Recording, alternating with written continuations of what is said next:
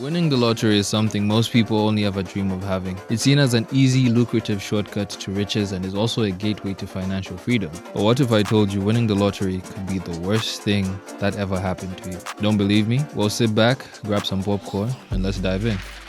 Starting off the video, we look at the story of a man named Michael Carroll, who in November 2002 was a 19-year-old part-time binman from Swaffham, Norfolk, and had won an astounding 9.736 million euros at the National Lottery jackpot. And at the time of collecting, he was even wearing an electronic monitoring tag due to a drunk and disorderly offense. And shortly after the win, he pledged modest intentions, but within days, splurged on luxury items, charitable gestures, and investments in his favorite football club, Rangers FC. Shortly after winning, Carroll bought a 6-bedroom mansion named The Grange for approximately 340,000 euros, then spent around 400,000 more on extravagant upgrades like a swimming pool, racetrack, and garden modifications. He immediately gave away around 4 million euros to family and friends, including 1 million each to his mother, his aunt, his sisters, and investing 1 million in Rangers FC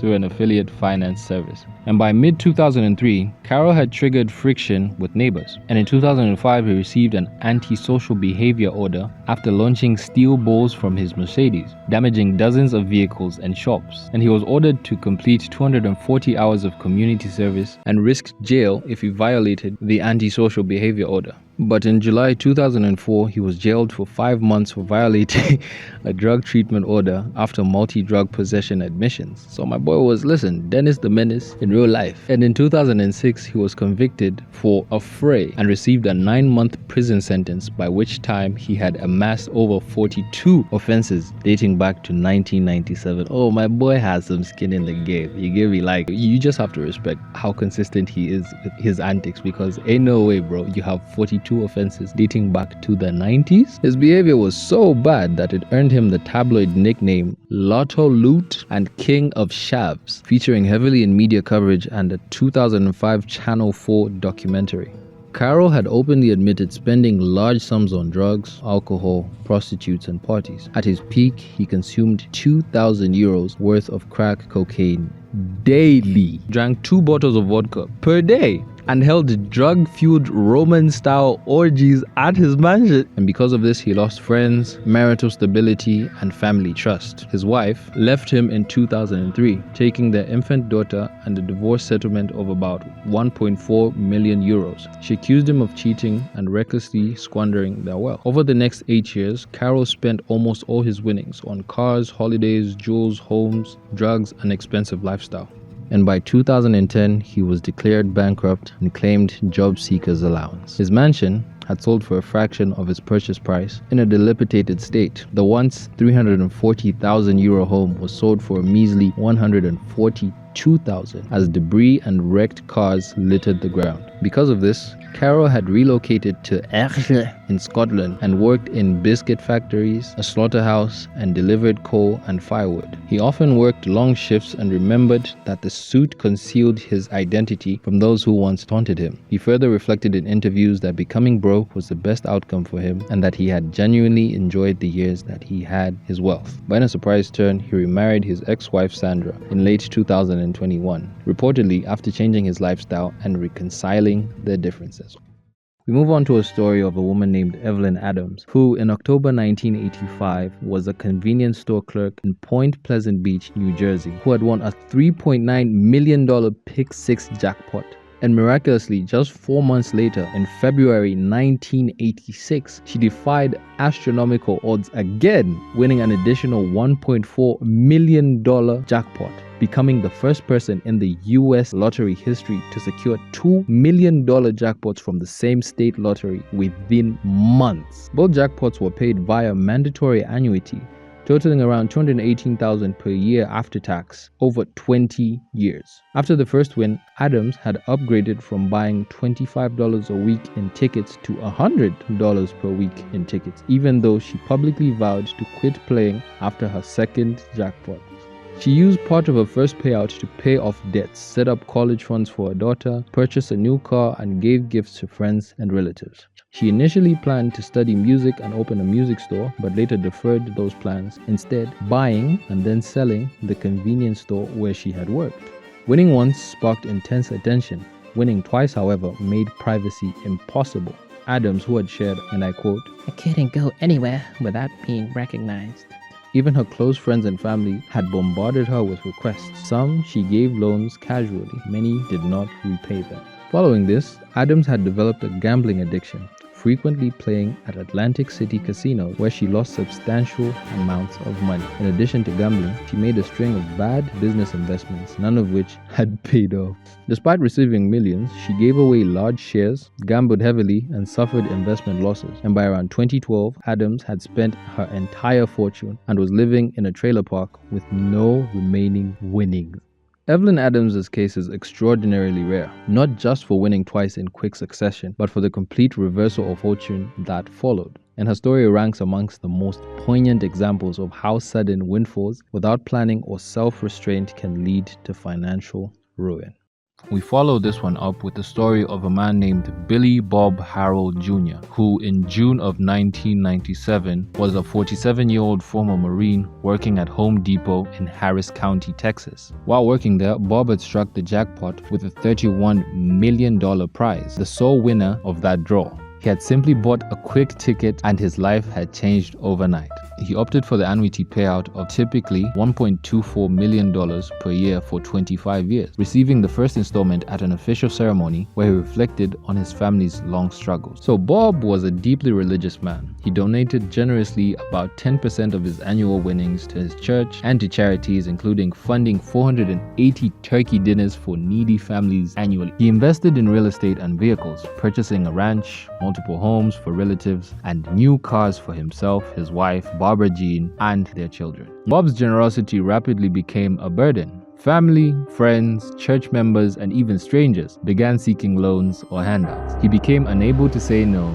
depleting his resources and spiraling into debt. His brother-in-law engaged in questionable financial maneuvers through a firm named Stone Street Capital, where he traded future annuity payments for a $2.5 million lump sum, effectively signing away much of his future winnings in a predatory deal. Barely 8 months after his win, Harrell's marriage collapsed under the strain. His wife, Barbara Jean, filed for divorce in February 1998, securing an agreement to split the winnings and custody of their children. Harrell had attempted reconciliation, but the relationship could not withstand the emotional and financial weight. In the end, on May 22, 1999, approximately 20 months after his jackpot win, with mounting debt and isolation, Billy Bob Harrell Jr. died by suicide. He fatally shot himself with a shotgun in a bedroom during a visit to his estranged wife's home. Investigators found several notes near his body, including one addressed to his ex-wife. "I didn't want this. I just wanted you." Shortly before his death, Harrell had told a financial advisor, and I quote, "Winning the lottery is the worst thing that ever happened to me." During the aftermath of his death, Harrell's family was left facing a substantial estate tax burden without enough funds to cover it. Meanwhile, no trace remaining of the $2.25 million he had received from the lump sum deal. His parents and children, however, dispute whether his death was truly suicide, and some still suspect foul play. Nonetheless, no alternative cause has been confirmed. Now, in another story, we follow a man named Uraj Khan, who in 2012 was a 46-year-old immigrant from Hyderabad living in Chicago's Roger Park. Uraj had bought 2 scratch-off tickets at a local 7-Eleven and realized he won $1 million. Man was obviously happy and celebrated in the store, shouting, "I hit $1 million!" and tipping a cashier $100. So at the ceremony, days later, he posed with an oversized check, first mistake, surrounded by family and lottery officials, expressing plans to expand his dry cleaning business and donate it. Why does everyone want to donate to charity? You are the charity. You are the one who needs the money. Come on, man. He chose the lump sum option, which after taxes amounted to about $424,450, issued July 19th, 2012. Now here's where it gets crazy. On July 20th, 2012, a day after the check was issued, but before he cashed it in, Khan had mysteriously fallen ill after dinner and was pronounced dead at hospital later that day. So the Cook County Medical Examiner initially ruled the death natural, citing hardened arteries without conducting an autopsy, only using basic toxicology testing for common drugs, which came back negative. Now, a relative requested an expanded toxicology analysis, prompting the medical examiner to reopen the case. The advanced testing found lethal levels of cyanide in Khan's blood, leading to the death being officially reclassified as a homicide in November 2012. Now, in early 2013, authorities exhumed his body to conduct a full autopsy and gather further evidence, but the body had decomposed significantly, resulting in minimal findings regarding how cyanide entered his system. The medical examiner emphasized that the cyanide dosage alone was sufficient for homicide classification. So now, during the ongoing process, the Chicago police launched a homicide investigation, but no suspect has ever been publicly identified, nor charges filed as of the latest updates in 2025.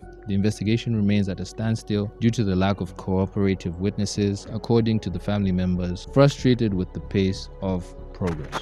So Uraj Khan left no will, triggering a complex process amongst his widow Shabana Ansari and his teenage daughter from a previous marriage. So in December 2013, a settlement awarded the widow 2/3 of the estate, including the dry cleaning business and home, and the daughter 1/3, with a clause barring wrongful death lawsuits unless new criminal evidence emerges. So now that begs the question, how, one, did cyanide get into his system to the point of ingestion? All this remains unknown because obviously the body had decomposed, and of course the lack of physical evidence to then pursue legal action. So this man died for nothing. He died a day before he was broke and alive. A day after he was a millionaire and dead. But at least his wife and daughter get to have his fortune. It'd be sad to find out it was one of them, but who knows? So at the end of the day, hey bro, it's tragic, but that's just the way it goes. What did we learn? Don't share your money. But unfortunately, ladies and gents, this one does not have a happy ending. In November 2006, Abraham Lee Shakespeare, a casual laborer from Lakeland, Florida, purchased a winning Florida lotto ticket worth $30 million, and he took home the $17 million lump sum.